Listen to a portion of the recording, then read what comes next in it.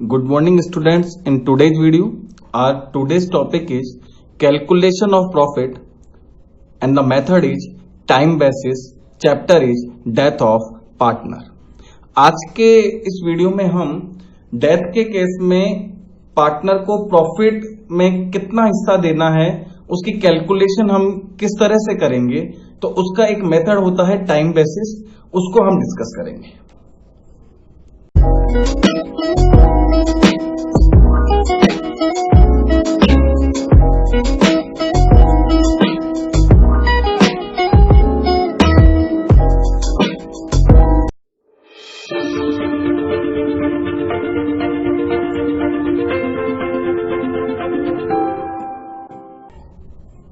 देखिए, पहले हम समझ लेते हैं कि इन मेथड को हमें डिस्कस करने की जरूरत ही क्यों है। क्योंकि बिजनेस में प्रॉफिट तो हम profit and loss appropriation account से पता कर सकते हैं या प्रॉफिट एंड लॉस अकाउंट बना करके हम पता कर सकते हैं। तो हमें ये टाइम बेसिस की क्यों आवश्यकता हुई, इसको हम इस स्लाइड के थ्रू समझ लेते हैं। देखिए, मान लीजिए 3 पार्टनर हैं ए, बी और सी, और अब ए की डेथ हो रही है 1 नवंबर को। ध्यान लीजिए, ए की मृत्यु हो गई है 1 नवंबर को, तो अब ए हमारी पार्टनरशिप के अंदर नहीं है, अब बी और सी ही पार्टनरशिप हमें है।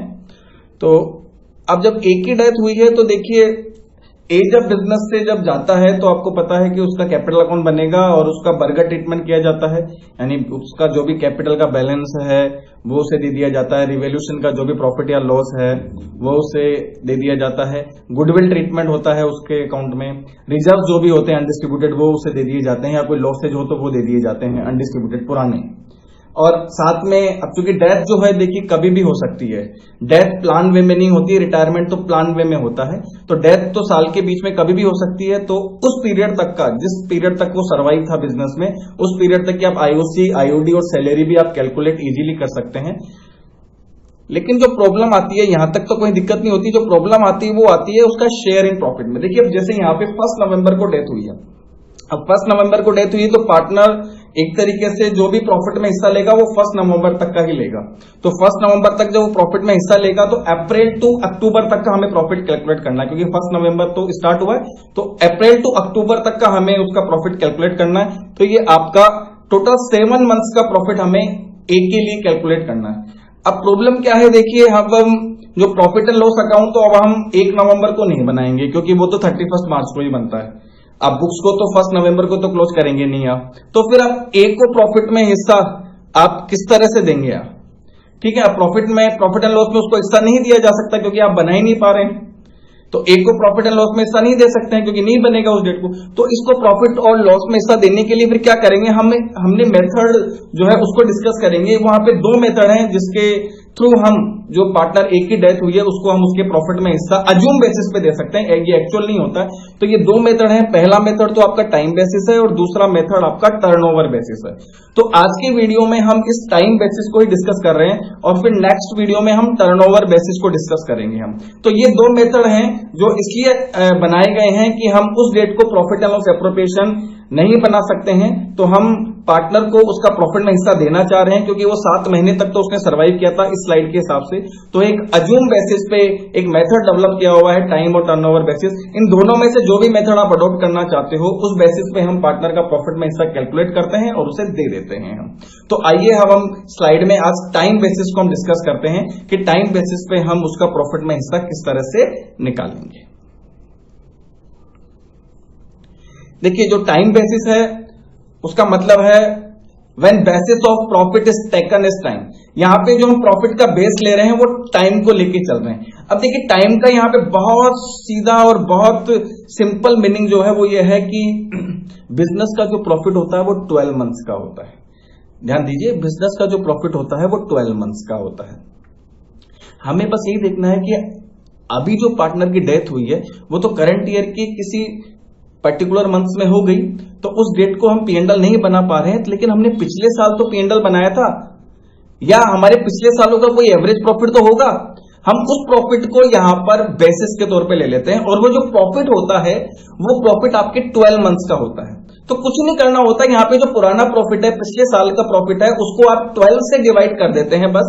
तो 12 से डिवाइड करते ही आपका 1 महीने का प्रॉफिट आ जाता है और उस 1 महीने के प्रॉफिट को फिर आप देख लेते हैं कि इस साल पार्टनर कितने समय तक बिजनेस के अंदर जिंदा रहा, सर्वाइव रहा या लिविंग रहा, वो उतने महीने का आप प्रॉफिट निकाल लेते हैं, तो आपके फर्म का टोटल प्रॉफिट उस पीरियड का आ जाता है आपके, और फिर आप पार्टनर के शेयर से मल्टीपल करके उसका प्रॉफिट निकाल लेते हैं। ये इस तरह का ये एक टाइम बेसिस का पूरा प्रोसेस है। तो आइए मैं डिटेल में इसको आपको बता देता हूं कि टाइम बेसिस में कैसे हमें निकालना है प्रॉफिट। देखिए, सबसे पहले आप कैलकुलेट करेंगे profit up to the date of death. पहला प्रोसेस ये होता है कि आपको प्रॉफिट का जो अमाउंट है वो आपको कैलकुलेट करना है up to the date of death, वो आप। सेकंड है calculate the deceased partner share, फिर आपको जो पार्टनर की डेथ हो गई है उसका शेयर आपको कैलकुलेट करना है।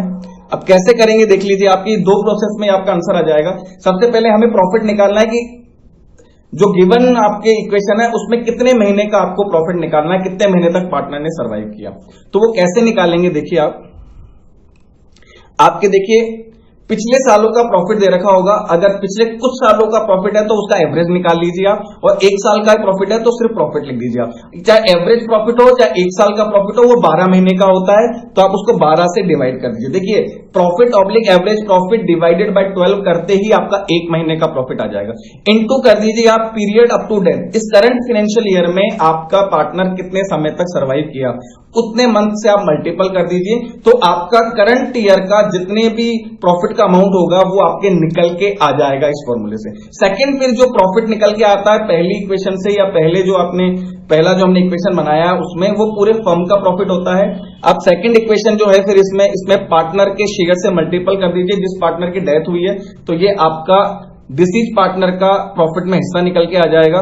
तो ये आपका प्रॉफिट जो ऊपर आया था वो हो गया इनटू डिसीज पार्टनर शेयर, तो इससे आपका डेथ होने वाले पार्टनर का प्रॉफिट में हिस्सा निकल के आ जाएगा। तो ये दो मेथड हैं आपके, ये दो स्टेप्स हैं आपके। इन दो स्टेप से आप इस तरह से प्रॉफिट में हिस्सा पार्टनर का निकाल सकते हैं। अब देखिए, टाइम बेसिस के अंदर दो इक्वेशन हो रहे हैं। देखिए, निकलेगा तो ये दो स्टेप्स से, आपको इन दो स्टेप्स को ही फॉलो करना होता है, लेकिन हमें इन दो स्टेप्स को फॉलो करना पड़ता है। क्वेश्चन में पार्टनर्स के रेशियो से रिलेटेड क्या इक्वेशन है, तो रेशियो से रिलेटेड दो इक्वेशन आती है। फर्स्ट है remaining partners ratio does not change, and second है remaining partners ratio change after death. यानी एक तो ये इक्वेशन है कि पार्टनर की जब डेथ हुई तो पुराने पार्टनर का म्यूचुअल रेशियो सेम रहेगा, वो चेंज नहीं हो रहा है। यानी अगर मैं वैसे बात करूं रेशियो में, तो नो इन्फॉर्मेशन केस की मैं बात कर रहा हूं कि वो नो इन्फॉर्मेशन केस से कुछ भी नहीं बोला गया, तो पुराना रेशियो ही आपस में ही उनका न्यू रेशियो भी मान लिया जाता है। सेकंड है कि उनका न्यू रेशियो चेंज हो गया है, कुछ नया रेशियो हो गया है।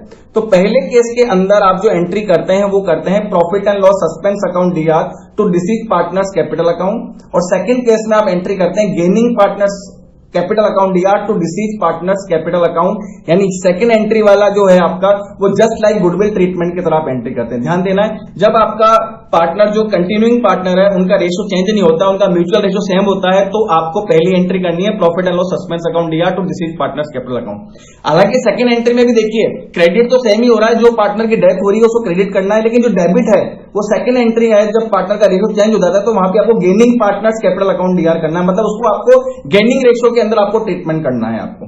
यानी इसीलिए मैंने नीचे लिखा है कि जस्ट लाइक गुडविल ट्रीटमेंट। ऐसा इसलिए है, देखिए जब पार्टनर का रेशियो आपस में चेंज नहीं हो रहा है, तो जब रिटायरमेंट या डेथ हुई तभी भी वही रेशियो था दोनों का म्यूचुअल, और जब लास्ट में 31 मार्च को पेंडल बनेगा तो 31 मार्च को ये profit and loss suspense account आपके ट्रांसफर हो जाता है main profit and loss account में। तो वहां पे चूंकि रेशियो सेम ही है तो कहीं चेंजेस कोई फर्क नहीं पड़ता है, तो आप सीधी profit and loss suspense account से एंट्री करते हैं। लेकिन जो सेकंड केस है उसके अंदर देखो, जब पार्टनर की डेथ हुई तब रेशियो कुछ अलग था, और डेथ के बाद में उनका रेशियो चेंज हो गया, तो इसलिए क्या करना होता है कि जो डेथ हुई उस समय ही जो एडजस्टमेंट आपको गुडविल की तरह सैक्रिफाइस और गेनिंग रेशियो में कर देना होता है। तो जो पार्टनर की डेथ हो गई है वो जो सैक्रिफाइस कर रहा है उसको क्रेडिट कर दिया जाता है, और जो पार्टनर गेन कर रहा है उसको गेनिंग रेशियो में डेबिट कर दिया जाता है आपके। तो ये चीज आपको ध्यान में रखनी है। आल्दो फिर भी मैं आपको बता दूं, पहला केस ही नॉर्मली पूछा जाता है, ज्यादातर क्वेश्चन पहले केस के ही आते हैं आपके, तो आपको इन दो केसेस के हिसाब से पूरे ट्रीटमेंट को करना होता है। और दोनों ही केसेस जो मैंने बता दिया था आपको, पहला और दूसरा पॉइंट आपको सेम तरीके से निकालना होता है, क्योंकि एंट्री में देखिए क्रेडिट तो पार्टनर उसी तरीके से होगा जो आपने इन दो स्टेप्स के अंदर आपने अमाउंट निकाले थे फर्स्ट और सेकंड स्टेप में। तो आपको बस इस तरह से आपको इस ट्रीटमेंट को ध्यान में रखना है।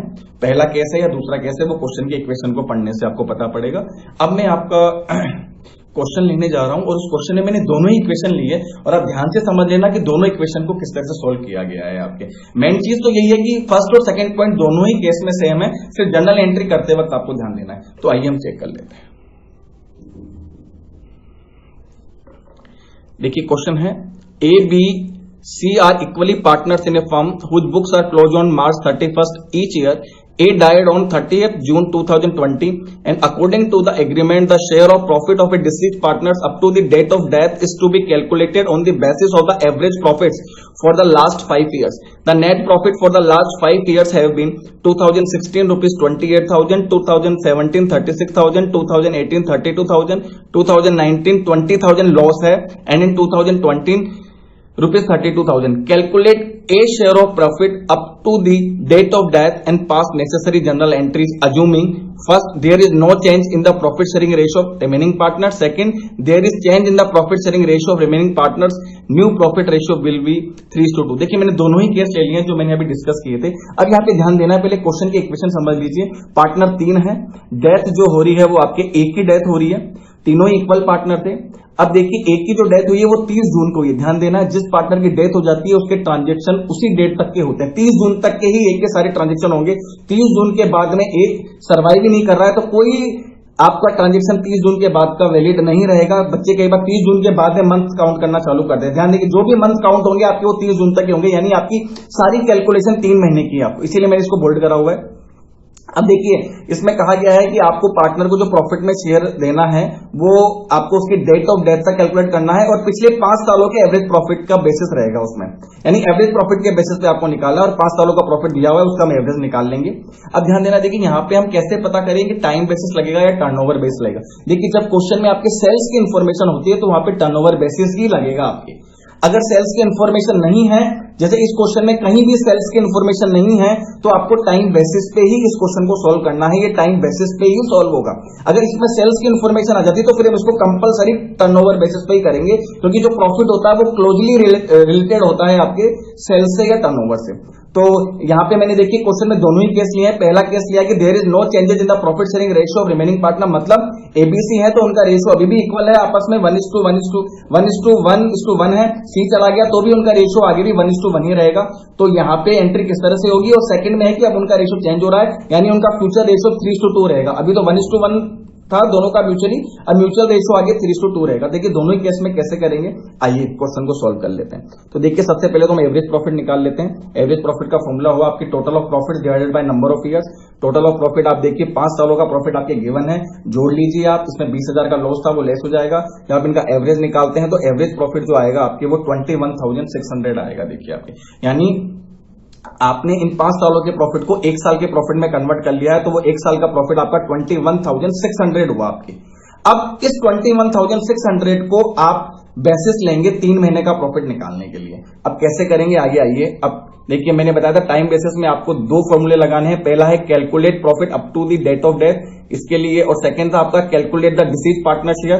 तो पहला का फॉर्मूला था आपका, देखिए profit oblique average profit divided by 12 into period up to death. देखिए यहाँ पे हम एवरेज प्रॉफिट निकाला था तो एवरेज प्रॉफिट निकलेंगे, अगर 1 साल का प्रॉफिट होता तो सिर्फ प्रॉफिट लिखते। तो एवरेज प्रॉफिट आ गया आपका देखिए 21,600। 12 यहाँ पे एक फिक्स या कांस्टेंट फिगर है 12, क्योंकि 12 महीने का प्रॉफिट होता है, यानी 21,600 को 12 से डिवाइड किया तो 1 महीने का प्रॉफिट आ गया। देखिए पार्टनर की डेट 30 जून को हुई थी, हमें 3 महीने की कैलकुलेशन करनी है। बच्चे जल्दबाजी में जुलाई अगस्त सितंबर से स्टार्ट करते हैं, भैया पार्टनर तो मर चुका है 30 जून को, 30 जून के आगे नहीं जाना है, 30 जून पे स्टॉप हो जाना है। तो 3 महीने का आप जो प्रॉफिट निकालते हैं तो 3 महीने का प्रॉफिट आता है आपका 5,400, यानी फर्म ने 3 महीने में 5400 रुपए का प्रॉफिट कमाया। ध्यान रखिए फॉर्मूले से जो भी चीज आई है वो आपके पूरी फर्म की होती है, तीनों पार्टनर की होती है। अब हमें इस 5400 रुपए से जो डिसीज पार्टनर है ए, उसका हिस्सा निकाल लेना है। तो देखिए 5400 का पूरी फर्म का प्रॉफिट है, इसका हिस्सा 1/3 था ए का, तो ए का प्रॉफिट में हिस्सा हुआ आपके 1800, यानी ए को प्रॉफिट में 1800 मिलेंगे। देखिए आई होप यहां तक आपको कोई दिक्कत नहीं होगी। हमने पहली इक्वेशन से पूरी फर्म का प्रॉफिट निकाल लिया है और दूसरी इक्वेशन से हमें पार्टनर के शेयर से मल्टीपल करके उस प्रॉफिट को पार्टनर का इंडिविजुअली शेयर निकाल लिया है, जो कि 1800 रुपए का आया है। आई होप यहां तक ये दोनों स्टेप आपके क्लियर होगी। आइए अब हम दोनों केस देख लेते हैं कि पहला केस ये था कि उनका प्रॉफिट शेयरिंग रेशियो में कोई चेंजेस नहीं है, मतलब इक्वल थे, आगे भी इक्वल ही रहेंगे। उस केस के अंदर आप क्या एंट्री करेंगे, देख लेते हैं एंट्री। देखिए जब पार्टनर को कुछ मिलता है तो आपको उसे क्रेडिट करना होता है, तो यहाँ एक को प्रॉफिट में हिस्सा मिल रहा है। ध्यान दीजिए ये वाली एंट्री सिर्फ एक के नाम से ही होगी, क्योंकि बाकी पार्टनर तो 31 मार्च को ही प्रॉफिट बांटेंगे अपना। और यहाँ पे जो प्रॉफिट बढ़ता है वो प्रॉफिट एंड लॉस सस्पेंस के नाम से बढ़ता है, आपको इसे ध्यान देनी है आप। तो ए को क्रेडिट कर दिया 1800 रुपए से, और डेबिट क्या हो गया आपका profit and loss suspense account दिया 1800। डेट आपकी जून 30, 2020, क्योंकि 30 जून को ये एंट्री आपको करनी है। तो आई होप आपको एंट्री समझ में आ गई होगी। जो पार्टनर को कुछ भी मिलता है तो उसको क्रेडिट किया जाता है। क्या मिल रहा है यहाँ पे, अजूम बेसिस पे प्रॉफिट में हिस्सा देने, तो profit and loss suspense account दिया 1800। अब जब लास्ट में पार्टनर P&L बनाएंगे तो ये प्रॉफिट एंड लॉस वहां पे डेबिट साइड लिख दिया जाएगा 1800 रुपए आपके। फिर जो भी प्रॉफिट बचेगा बाद में वो पार्टनर बी और सी आपस में इक्वली बांट लेंगे। तो ये एंट्री इस तरह से होती है आपके। अब सेकंड केस जो था आपके, देखिए there is change in the profit sharing ratio of remaining partners, new ratio being 3:2। अब देखिए ये बोल रहा है कि ये मान लीजिए कि अभी तो इनका 1:1 में था बी और सी का रेशियो, ए तो चला ही गया है। अब ये 1:1 नहीं रह के आगे 3:2 रहेगा। देखो जब भी आगे profit sharing ratio mutually change हो जाता है तो आपको गेनिंग रेशियो में करना होता है हमेशा ट्रीटमेंट। तो यहाँ पे आप गेनिंग रेशियो निकाल लीजिए। देखिए गेनिंग रेशियो का फॉर्मूला होता है new ratio minus old ratio. तो देखिए बी का जो गेन होगा, देखिए बी का न्यू रेशियो 3:2, देखिए नया रेशियो दिया हुआ था 3/5 माइनस ओल्ड रेशियो बराबर था। देखिए ध्यान रखिए ओल्ड रेशियो 1:1 है, 1/3 आएगा, 1/2 नहीं आएगा। 3 पार्टनर थे ओल्ड रेशियो में। जब इसको आप सोल्व करते हैं तो 15 एलसीएम हुआ, और ये आपका 9 - 5/15 इजिकल टू 4/15 हुआ इसका गेन। और सी का भी इसी तरह से 2/5 माइनस 1/3 इजिकल टू 15 एलसीएम हुआ, 6 - 5 इजिकल टू 1/15। तो आपका जो गेनिंग रेशियो हुआ वो आपका बी और सी का 4:1 हुआ। ध्यान रखिए आप, यानी 4:1 के अंदर अब आपको क्या करना है, प्रॉफिट के अमाउंट को डिस्ट्रीब्यूट करना है आपको। अब कैसे करेंगे, देखिए प्रॉफिट का अमाउंट तो मैंने कहा था वही रहेगा, 1800 रुपए मिलना था। देखो उसको ध्यान दीजिए, ए का जो 2 स्टेप से हमने निकाला था उन 2 स्टेप में कोई चेंजेस नहीं है। यहां पे बस अब गेनिंग रेशियो के अंदर में ट्रीटमेंट करना है। तो 1800 रुपए को आपको बी और सी को गेनिंग रेशियो में बांटना है, जो कि 4:1 है। तो आप इनका जब अमाउंट निकालते हैं तो 1800 इंटू 4/5 एंड सी का 1800 इंटू 1/5।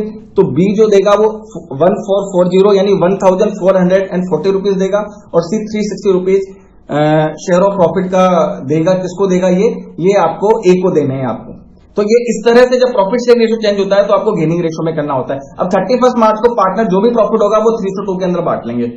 ध्यान दीजिए आप। तो इसकी एंट्री क्या होगी, आइए अब चेक कर लेते हैं। तो देखिए एंट्री के अंदर ए को तो पूरा 1800 मिलना है, तो 1800 लिख दिया हमने। कौन दे रहा है उसको, अब ये बी और सी दे रहे हैं, किस रेशियो में दे रहे हैं, वो गेनिंग रेशियो 4:1। तो 1440 और 360 आपने डेबिट कर दिया बी और सी के। डेट जून 30 आ जाएगी। एडजस्ट इज गुडविल की तरह हमने इसका ट्रीटमेंट करा है, इसीलिए मैंने स्लाइड में भी लिख दिया था ये गुडविल अकाउंट की तरह जाएगा अगर आपके profit sharing ratio, mutual profit sharing ratio आगे चेंज हो जाता है। तो ये आपका इस तरह से टाइम बेसिस पे आपको पार्टनर का प्रॉफिट निकालना होता है और जनरल एंट्री करनी होती है। जब आप कैपिटल अकाउंट में शो करेंगे तो जो पार्टनर की डेथ हो रही है उसके क्रेडिट साइड आ जाएगा। देखिए जैसे इसी एंट्री को मैं शो करूं तो एक कैपिटल अकाउंट जब आप बनाएंगे तो एक क्रेडिट साइड आएगा, by B's capital 1440, by C's capital 360। ये एक के अमाउंट में, एक के कॉलम, एक का अमाउंट का जो कॉलम है उसमें लिखना होता है। ध्यान दीजिए आप, क्योंकि पार्टनर क्रेडिट हो रहा है। मैंने क्या कहा, ये सब जस्ट गुडविल की तरह, गुडविल को जैसे शो करते थे आप कैपिटल अकाउंट में, वैसे के वैसे इस एंट्री को आप शो कर दोगे। और अगर सिंपल होता, आपके प्रॉफिट शेयरिंग रेशियो चेंज नहीं होता, तो सीधा by profit and loss suspense account लिखा जाता है आपके। तो आई होप आपको टाइम बेसिस पे किस तरह से प्रॉफिट निकालना है वो आपको समझ में आ गया होगा। तो आज की वीडियो में हम इतना ही लेंगे।